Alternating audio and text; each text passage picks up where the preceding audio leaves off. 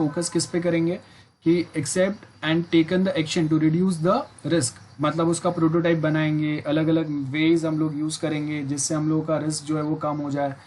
तो ये हम लोग के पॉइंट्स थे। उसके बाद में नेक्स्ट जो आएगा risk mitigation, sorry risk transfer. आप कोई एक्सपर्ट को वो रिस्क ट्रांसफ़र कर दो जो आपके लिए ऐसा कोई मैकेनिज्म पे वर्क कर सकता हो, ऐसा कोई काम इजीली अपने साइड से कर सकता हो, ठीक है, ये पॉइंट आएंगे। देन रिस्क एक्सेप्टेंस की बात की हम लोगों ने। रिस्क अवॉइडेंस ये वाला पॉइंट हो गया हम लोग के। ये हम लोगों ने देखा था कि आपके फेयरलेस मतलब एक बंदा है, उसके 4 commercial of the shelf software acquisition risk है। फर्स्ट रिस्क क्या है? इंटीग्रेशन। इंटीग्रेशन का मतलब यहाँ पे हम लोग क्या बताने का ट्राई कर रहे हैं? इंटीग्रेशन मीन्स जब हम लोग अलग अलग मॉड्यूल्स अगर इंटीग्रेट करते हैं तो वहां से मेन प्रॉब्लम चालू होता है। That is what we mean by integration. So यहाँ पे सबसे पहले तो हम लोग वो प्रॉब्लम्स को सॉल्व करने का ट्राई करेंगे, है ना, या फिर एग्जिस्टिंग सिस्टम को हम लोग अपग्रेड कर रहे हैं तब कोई प्रॉब्लम हो सकता है। सो अगेन हम लोग वो वाले पॉइंट्स पे बात करेंगे। उसके बाद में आपको आता है कि आपको सिस्टम अपडेट तो करना है या अपग्रेड करना है, लेकिन आपके पास उसका सोर्स कोड ही नहीं है। So again that creates a problem. उसके बाद नेक्स्ट जो पॉइंट आता है कि आपके पास सप्लायर्स जो है उसने बॉयकॉट कर दिया, या आपके पास सप्लायर्स जो सूटेबल सप्लायर्स थे वो सप्लायर्स अभी सूटेबल नहीं है आपके काम के लिए। So that too might create a problem. Clear है? So this are the different types जहाँ पे आपके प्रॉब्लम्स क्रिएट हो सकते हैं सिस्टम में। ओके और वही पॉइंट्स पे हम लोग यहाँ पे फोकस करने का ट्राई कर रहे हैं। रिस्क ट्रांसफर क्या होता है ऑलरेडी मैंने बता दिया। कंटिंजेंसी कैसे वर्क करेगा हम लोगों ने समझा है। या रिस्क रिडक्शन लेवरेज क्या होगा वो देख लिया। प्रोबेबिलिटी चार्ट हम लोगों ने समझ लिया। बोहेम्स 10 टॉप रिस्क है। टॉप 10 रिस्क कौन से होता है वो देखते हैं अभी हम लोग। तो टॉप 10 रिस्क की अगर हम लोग बात करें तो यहाँ पे कौन से टॉप 10 रिस्क है, अगर आप ध्यान से अगर फोकस करेंगे तो आपको कौन से टॉप 10 रिस्क मिल रहा है देखो जरा यहाँ पे। सबसे पहले पर्सनल शॉर्टफॉल, ठीक है, बहुत सिंपल है ये तो, कि आपके पास प्रोजेक्ट पर्सनल जो है वो या तो ट्रेंड नहीं है या वो नहीं है ज़्यादा जो आपको रियल में ये पैटर्न में हेल्प कर सके, ऐसे कोई है ना, ये वाले प्रॉब्लम्स हो सकते हैं। उसके बाद में नेक्स्ट अगर आप देखेंगे तो नेक्स्ट में हम लोग को क्या बोला है? Unrealistic schedule and budget. Second thing है, मतलब आपने जो टाइम टेबल बनाया और जितने बजट में आप वो प्रोजेक्ट बनाने का ट्राई कर रहे हैं वो पॉसिबल ही नहीं है उतने बजट में बनना।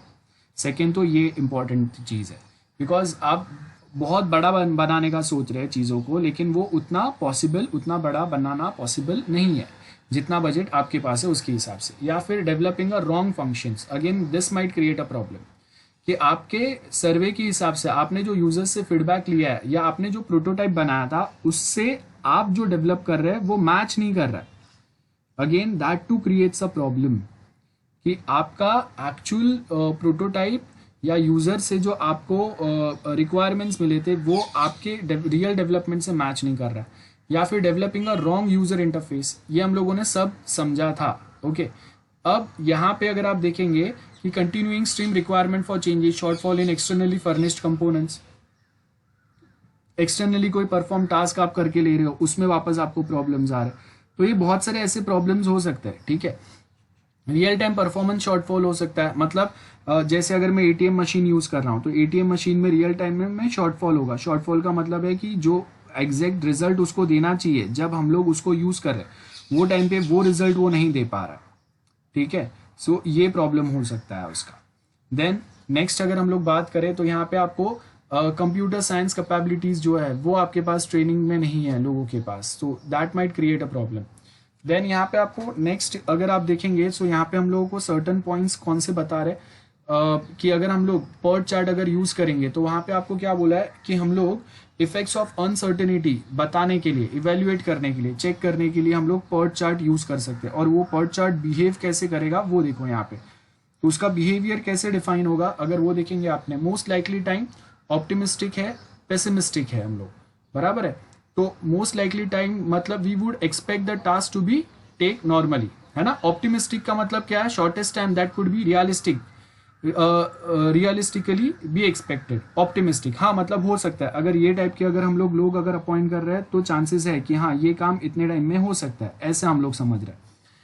और पेसिमिस्टिक का मतलब वर्स्ट पॉसिबल टाइम क्या हो सकता है, कि ओनली 1% चांस है। आपने देखा रहेगा ना, पेसिमिस्टिक मतलब बहुत रॉन्ग या निगेटिव सोचते हैं कि हाँ ये ऐसा भी वर्स्ट सिचुएशन भी आ सकता है। Those are the pessimistic people. So वो स्पेसिफिक जो लोग हैं ना, उसके बारे में हम लोग यहाँ पे फोकस करने का ट्राई कर रहे हैं। Okay, so this are the few points जो हम लोग जिस पे हम लोग फोकस करने का ट्राई कर रहे हैं। ओके, नेक्स्ट अगर हम लोग देखेंगे, सो नेक्स्ट आपको यहाँ पे क्या बता रहा है, एक्सपेक्टेड टाइम कैसे हम लोग कैलकुलेट करेंगे। अब ये इक्वेशन याद रखने की ज़रूरत नहीं है, हम लोग इतना डिटेल में नहीं जाएंगे। एक्टिविटी का स्टैंडर्ड डिविएशन क्या होगा आपका, वो जाने दो। ये जो बॉक्स दिया है वो बॉक्स याद रखना है आपको। और बाद में हम लोग अगर देखेंगे चेन ऑफ एक्टिविटी कैसे वर्क करेगा, तो टास्क ए बी सी है हम लोग के पास, ये चेन ऑफ एक्टिविटी है जिसमें हम लोग क्या करेंगे, हर एक टास्क में हम लोग देखेंगे कि हम लोग अभी यहाँ पे देखो आपको ये 3 पॉइंट्स दिए थे। मोस्ट लाइकली टाइम एम से रिप्रेजेंट करते हैं, ऑप्टिमिस्टिक ए से रिप्रेजेंट करते हैं, पेसिमिस्टिक बी से रिप्रेजेंट करते हैं। तो वो सेम सिंबल्स आपको यहाँ पे दिया है कि हम लोग के पास डिफरेंट टास्क है और वो टास्क में आपके अलग अलग सिनारियोज क्या बन के आ रहे हैं कि कौन सा टास्क कितने टाइम में खत्म हो सकता है, उसके लिए सिनारियोज क्या बन रहा है वो हम लोग यहाँ पे देख रहे हैं। ठीक है, सो वो सिनारियोज को हम लोग यहाँ पे फॉलो करने का ट्राई कर रहे हैं। So I hope this is clear to everyone. Yes, बहुत सिंपल सा चार्ट है और उसके बेस के ऊपर हम लोग वो इक्वेशन अप्लाई करेंगे। ऐसा कोई सोल्यूशन आपको नहीं आता है, ऐसा कुछ सॉल्व करने आपको नहीं आता है, डोंट वरी। लेकिन यहाँ पे सिर्फ आपको एक छोटा सा एग्जाम्पल दिया है कि हाँ ऐसा कुछ पैटर्न हो सकता है हम लोग के पास, तो वो आपको याद रखना है कि हाँ ऐसा अगर कुछ पैटर्न हुआ तो कैसे बिहेव करेगा आपका सिस्टम, या फिर अगर ऐसा कुछ अगर इक्वेशन होता है तो हम लोग कैसे कैलकुलेट करेंगे। हम लोग का जो सब्जेक्ट है उसमें हम लोग को ऐसे कोई कैलकुलेशंस की ज़रूरत नहीं है। ठीक है, ऐसे कोई कैलकुलेशंस हम लोग यहाँ पे नहीं रखने वाले हैं, सो डोंट वरी। यस, अभी अगर कुछ डाउट्स है तो बताओ मुझे।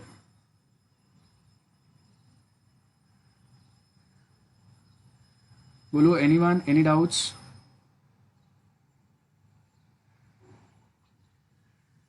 ओके, देखो ये वाले इक्वेशंस आपको याद नहीं रखने, ये सिर्फ आपको समझने के लिए है। ठीक है, आपको ये टाइप के ग्राफ्स याद रखने हैं कि ओके जेड वैल्यू का आपका एक ग्राफ होता है, क्या बता रहा है, there is about 15% of chances not meeting the target of 52 days. So हम लोग बेसिकली क्या बोल रहे हैं, probability of not meeting the target date. So starting में उसका प्रोबेबिलिटी बहुत ज़्यादा है, बट जैसे जैसे आप काम करते जाएंगे ना जेड वैल्यू नीचे आते जाता है। मतलब आप कितना सक्सेसफुली काम कर रहे हैं, कौन लोग उस पर काम करें, उसके हिसाब से आपका जेड ग्राफ जो है ना ये नीचे नीचे आते जाता है, as you can see here. तो जितना आप उसके ऊपर एफर्ट्स डालेंगे कि आपको लगता है कि हाँ अभी ये हम लोगों का ऑन टाइम होने के चांसेस है, तो उतना आपका जेड ग्राफ जो है ना वो नीचे आते जाएगा। और वो जेड ग्राफ जितना नीचे रहेगा उतना आप इजीली वर्क कर सकते हो, वो टारगेट्स अचीव कर सकते हैं। बस यही बेसिकली हम लोग बताने का ट्राई कर रहे हैं यहाँ पे, नथिंग एल्स। ये जेड वैल्यू है। देन मोंटे कार्लो सिमुलेशन है। अब ये मोंटे कार्लो सिमुलेशन क्या होता है, आज के लेक्चर में मैं चालू नहीं कर रहा हूँ, नेक्स्ट लेक्चर करेंगे हम लोग ये वाला पार्ट।